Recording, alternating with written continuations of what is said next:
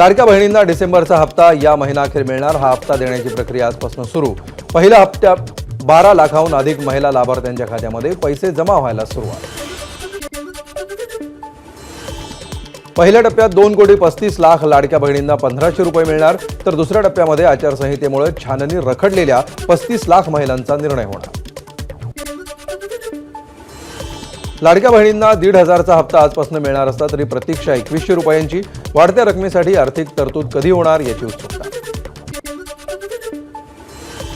लाडकी बहीण योजनेच्या नव्या नोंदणी संदर्भात अद्याप कोणताही निर्णय नाही। महिला आणि बालकल्याण मंत्री आदिती तटकरेंची एबीपी माझाला माहिती। बीडचं पालकमंत्रीपद कुणी घ्यायचं या संदर्भात अजित पवार एकनाथ शिंदेंसोबत बसून ठरवू, मुख्यमंत्री फडणवीसांची माहिती। बीडमध्ये कोणाचीही दादागिरी चालू देणार नसल्याचंही केलं स्पष्ट।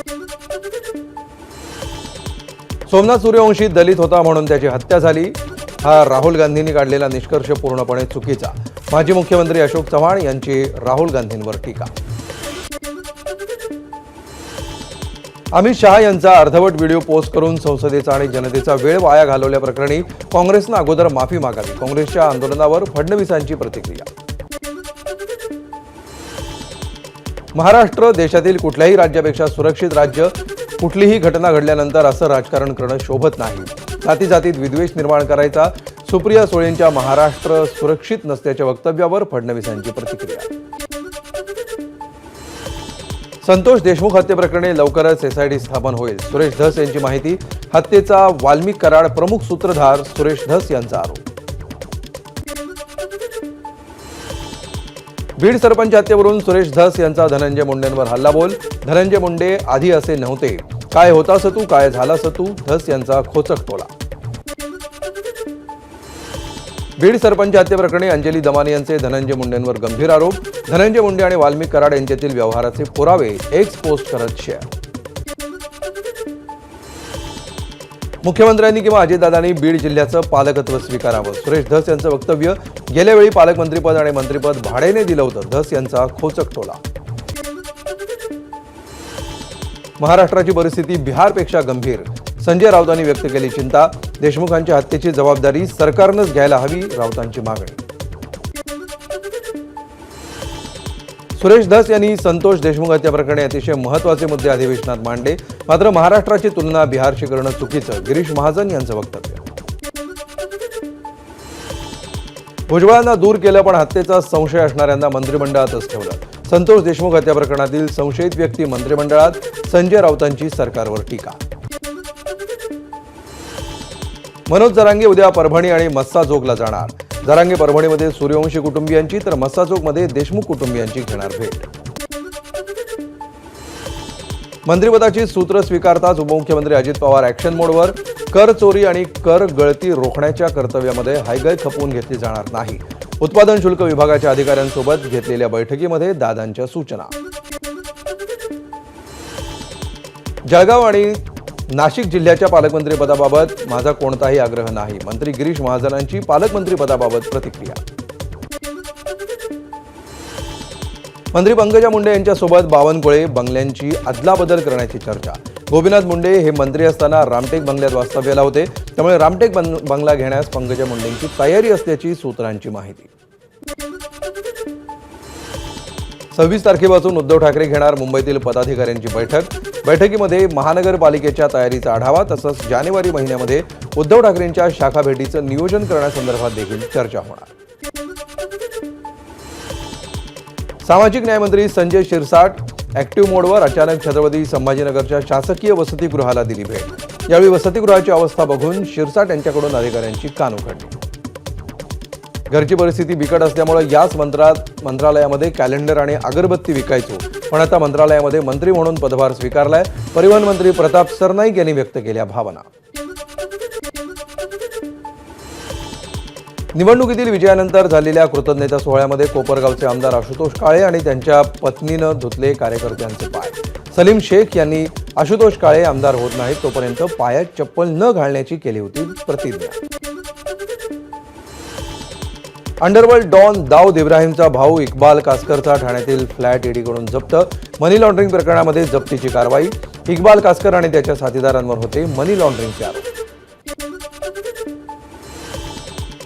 पुणे शहरामध्ये सायबर चोरट्यांचा धुमाकूळ. एका वर्षभरामध्ये तब्बल 669 कोटींचा सायबर फ्रॉड.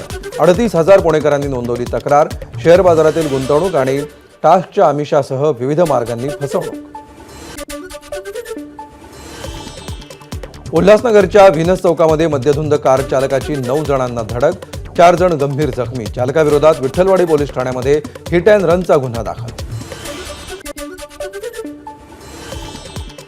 रत्नागिरीच्या खेडमधील जिल्हा पोलीस अधीक्षकांनी घेतला आढावा.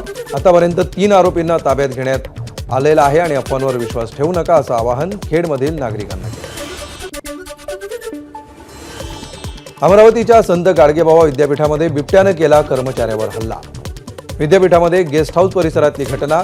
हल्ल्यामध्ये कर्मचारी किरकोळ जखमी. वनविभागाच्या कर्मचाऱ्यांनी बिबट्याला केलं जेरबंद.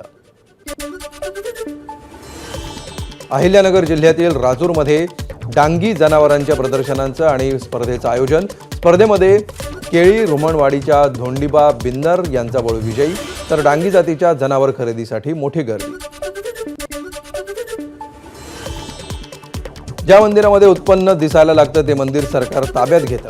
शिर्डीतील राज्यस्तरीय मंदिर न्यास परिषदेमध्ये रामगिरी महाराजांचं वक्तव्य. भक्तांनी दिलेला पैसा सरकारला ताब्यात घेण्याचा अधिकार काय, असाही सवाल उपस्थित. शिवसेना पक्षप्रमुख उद्धव ठाकरे यांनी अजमेर शरीफ येथील हजरत ख्वाजा मोइनुद्दीन चिश्ती दर्ग्याच्या 813व्या उरुसानिमित्त पाठवली चादर. खादिम सय्यद जिशान चिश्ती यांच्याकडे चादर केली सुपूर्द. शालेय शिक्षण मंत्री दादा भुसेंनी मालेगाव शासकीय विश्रामगृहामध्ये घेतली शिक्षकांची भेट.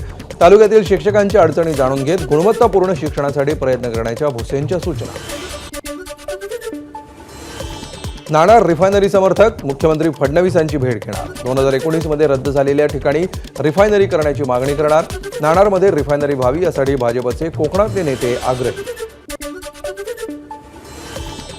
प्रहारचे अध्यक्ष बच्चू कडूंनी घेतली नितीन गडकरींची भेट. विधानसभेतील पराभवानंतर बच्चू कडूंनी गडकरींची भेट घेतल्यामुळे राजकीय वर्तुळात चर्चांना उधाण.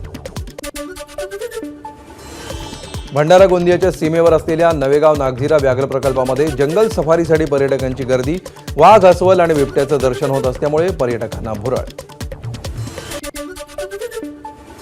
नवीन वर्षाचं स्वागत करण्यासाठी पर्यटकांची जंगल सफारीला पसंती. विदर्भातील जंगल सफारी फुल. ताडोबा आणि पेंचमधील सर्व सफारी गेटच्या ऑनलाईन बुकिंग 2 जानेवारीपर्यंत फुल. धाराशिवच्या रामलिंगा अभयारण्यामध्ये आढळलेला वाघ टिपेश्वर अभयारण्यातला. T22 वाघिणीपासून या वाघाचा जन्म झाला असून मादी वाघिणीच्या शोधात त्यानं 500 किलोमीटरचा प्रवास केल्याची वन्यजीव अभ्यासकांची माहिती. नागपूरच्या बुटीबोरीतील छत्रपती शिवाजी महाराज उड्डाणपुलाला तडे. खबरदारी म्हणून उड्डाणपुलावरची वाहतूक बंद. पोलीस आणि सार्वजनिक बांधकाम विभागाच्या अधिकाऱ्यांकडून पुलाची पाहणी. एमपीएससीच्या परीक्षांची तारीख जाहीर. गट ब परीक्षा 2 फेब्रुवारीला तर गट क परीक्षा 4 मे रोजी होणार. उमेदवारांना 26 डिसेंबर ते 6 जानेवारीपर्यंत अर्ज करता येणार. 24, 25 आणि 31 डिसेंबरला रात्रभर हॉटेल, रेस्टॉरंट, बार सुरू राहणार.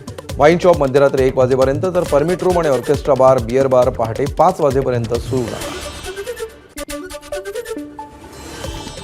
राज्यातील अनेक जिल्ह्यांमध्ये 26 आणि 27 डिसेंबरला पावसाचा अंदाज.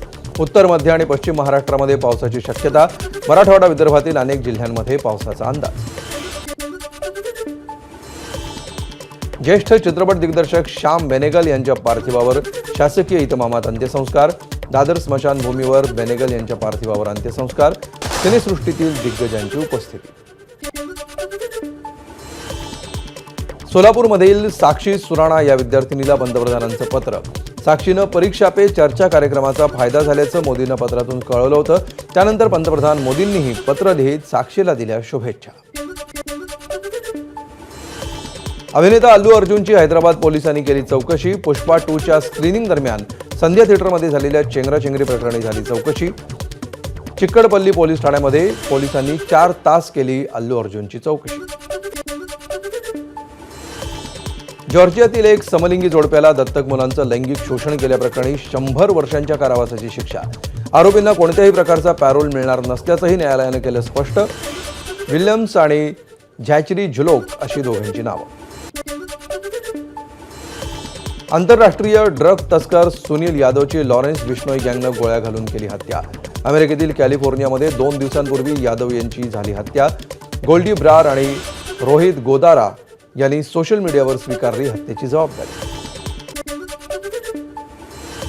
शिमल्यात हंगामातील दुसरी बर्फवृष्टी. रस्त्यांवर 3 इंच बर्फ. त्यामुळे सोलंग नाला ते अटल बोगदा रोहतांगकडे परतणाऱ्या पर्यटकांची वाहनं रस्त्यावर लागली घसरू. दक्षिण पोर्टलपासून अटल बोगद्याच्या उत्तर पोर्टलपर्यंत बर्फात अडकली 1000 पेक्षा जास्त वाहनं.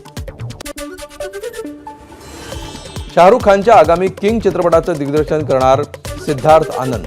चित्रपटाचं शूटिंग मार्च 2025 पासून सुरू होणार. चित्रपटामध्ये शाहरुखची मुलगी सुहानाचीही महत्त्वाची भूमिका. सनी देओलच्या बॉर्डर 2 चित्रपटाचं शूटिंग झालं सुरू.